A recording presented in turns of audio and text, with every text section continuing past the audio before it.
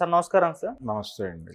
Sir Revanth Reddy గారు రీసెంట్‌గా ఒక సభలో మాట్లాడుతూ కొన్ని స్టేట్మెంట్స్ ఇచ్చారు. తను 10 ఏళ్ళు ఇక్కడ సీఎం తనే ఉంటాను అని చెప్పే ఒక ఉద్దేశంలో ఒక ఎగ్జాంపుల్‌గా తీసుకొని తెలంగాణలో 10 సంవత్సరాలకోసారి ఇక్కడ ప్రభుత్వాల్ని మారుస్తారు, సీఎంలను మారుస్తారు అని చెప్పేసనన్నాడు. అలాగే ఏపీలో 5 సంవత్సరాలకోసారి మారుస్తారు అని చెప్పేసి ఎగ్జాంపుల్‌గా తీసుకొని ఇక్కడ నేనే 10 సంవత్సరాలు ఉంటాను సీఎంగా అని చెప్పే ప్రయత్నం చేశారు.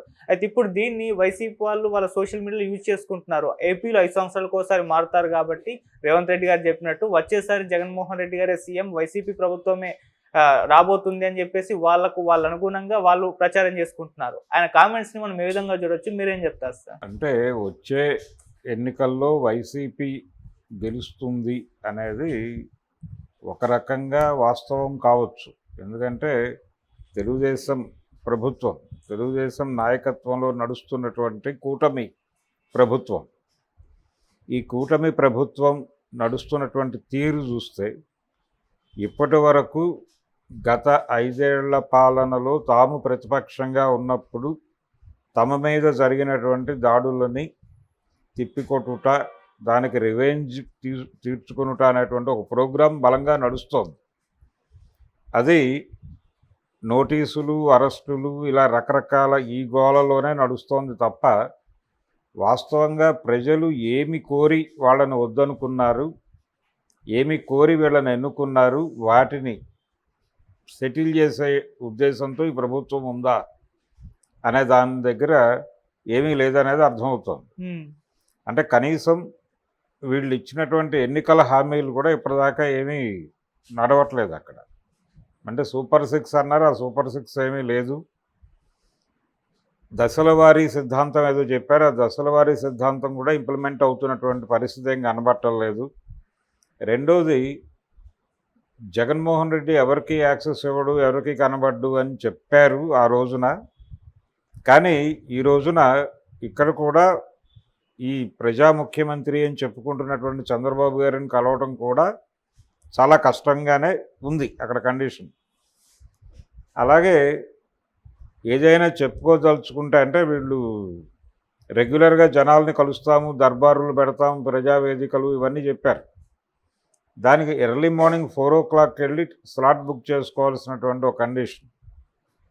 ఇలా అది లోకేష్ గారు కొంతమందిని కలవటం అలా జరుగుతోంది తప్ప సీఎం గారు కలవట్లేదు. వారు కలవాలనుకుంటే జనంలోకి వచ్చి మాట్లాడతారు, వారు రావాలనుకుంటే పెన్షన్ ఇవ్వడానికి ఇంటికి వచ్చి ఒక పూట హడావిడి చేసి మీడియా ముందు ఒక డ్రామా నడుపుతున్నారు తప్ప వీళ్ళు జగన్మోహన్ రెడ్డి మీద ఏ ఆరోపణలు అయితే చేశారో అవే వీళ్ళు చేస్తున్నారు. అంతకుమించి వీళ్ళు కొత్తగా జనాలకు ఏదో ఒరగబెడుతున్నది ఏమీ లేదు. అయితే అన్న క్యాంటీన్లు వచ్చినాయి, ఏదో భోజనాలు అవి నడుస్తున్నాయి, ఇదొకటి ఉంది. వచ్చిన దగ్గర నుంచి జనాల్ని ఎమోషనల్గా తమతో అటాచ్ చేసుకునేటువంటి ప్రయత్నం. రెండవది, ప్రతిపక్షాన్ని లేకుండా చేయటం కోసం ప్రయత్నం. జగన్ చేసింది అదే. జగన్ అధికారంలోకి వచ్చిన ఒత్తుర క్షణం ఆయన నిద్రపోలేదు, వెళ్ళి ప్రజావేదికను కూల్చిన తర్వాత నిద్రపోయాడు. సో ఆయన ప్రోగ్రాం కూడా ఇదే. వారు కూడా నెక్స్ట్ ఎలక్షన్లో ఎలా గెలవాలి అనేది ప్రోగ్రాం వేసుకునే నడిచి భంగపడి ప్రతిపక్షంలోకి వెళ్ళాడు. అంటే గెలుపు లక్ష్యంగా పనిచేసి ఓడిపోవటం అనేది జరుగుతోంది.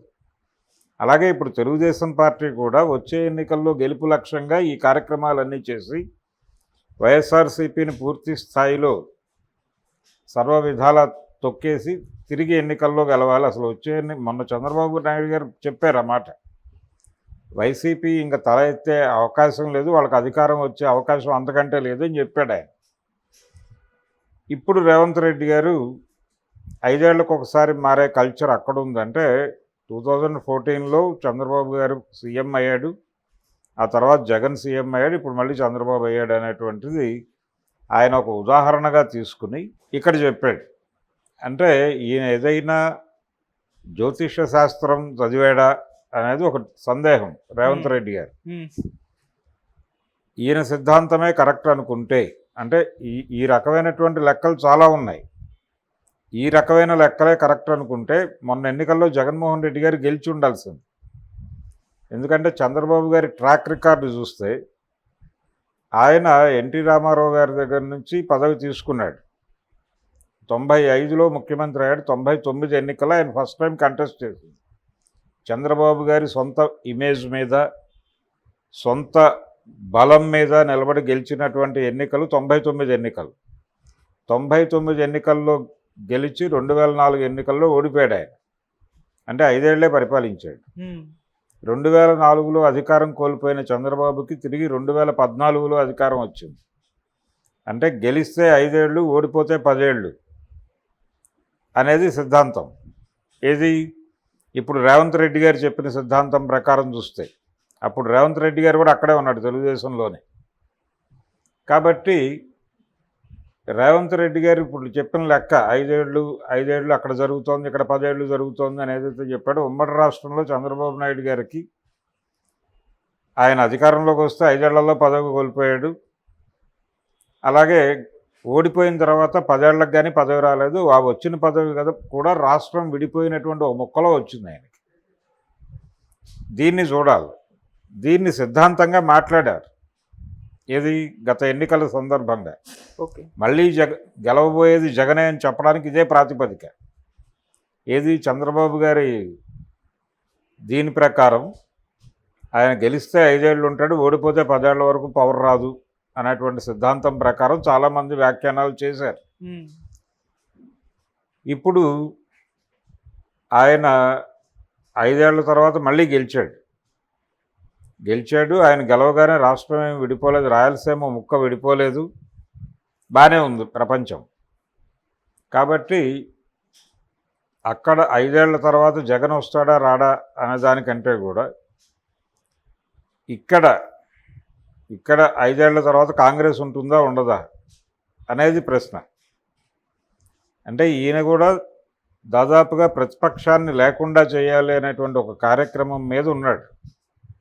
ఆ కార్యక్రమంలో భాగంగానే ఇక్కడ కూడా అరెస్టులు జరుగుతున్నాయి.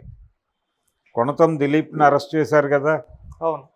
డిజిటల్ వ్యవహారాలు చూసినటువంటి టీఆర్ఎస్ ప్రభుత్వంలో డిజిటల్ వ్యవహారాలు చూసినందుకు ఆ బాధ్యుడిని కొణతం దిలీప్, ఆయన రైటరు, ఆయన ఒక దళారీ పశ్చాత్తాపం అనేటువంటి ఒక అద్భుత పుస్తకాన్ని అనువాదం చేశాడు, హిట్ మ్యాన్ కన్ఫెషన్ని. అటువంటి వ్యక్తిని నువ్వు అరెస్ట్ చేసి జైల్లో పెట్టి, ఆయన జర్నలిస్టు కూడా, ఆయన్ని అరెస్ట్ చేసి జైల్లో పెట్టి నువ్వు నీ ప్రోగ్రాం ఏమిటి? నువ్వు కూడా పగ ప్రతీకారాలు, ప్రతిపక్షాన్ని లేకుండా చేయాలి అనేటువంటి తపన పుష్కలంగా నీకు ఉంది అనేటువంటి విషయం ప్రపంచానికి అర్థమైపోయింది.